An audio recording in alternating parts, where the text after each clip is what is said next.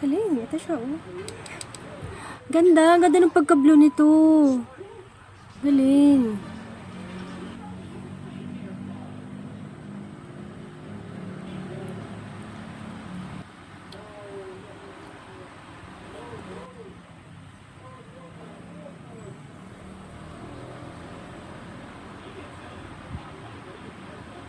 Na gumamit ng, kahit hindi ka na gumamit ng ibang color, okay na itong blue na to.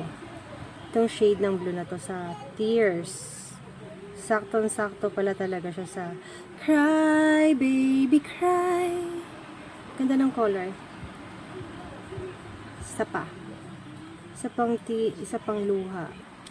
And Thank you po. Lalagay muna ako ng lashes kasi maglalagay ako ng shiny kasi baka mamaya hindi na siya dumikit. Kaya unahin ko muna yung cluster lashes. Lagyan na tayo ng cluster lashes.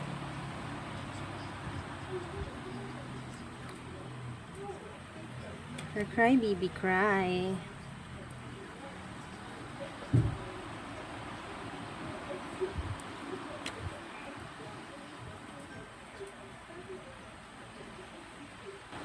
Ito pala yung cluster lashes na ginamit ko. Tingnan nyo, nandito na sa kabila yung mga cluster lashes. Nakalimutan ko kasi na dapat kasi meron yung karuton para hindi dumikit. Pero yun nga.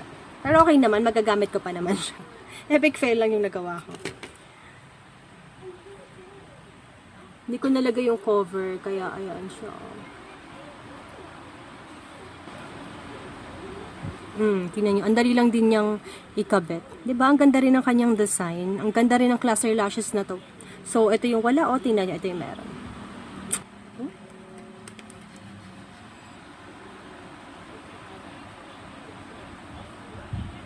Ito yung pang lower lashes niya. Maglalagay tayo.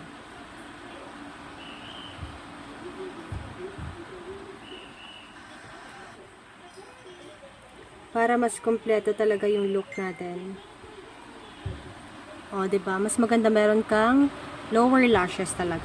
Dumikit kasi siya dito, so dito ko na siya kinukuha. Andiyan yung mga lower lashes.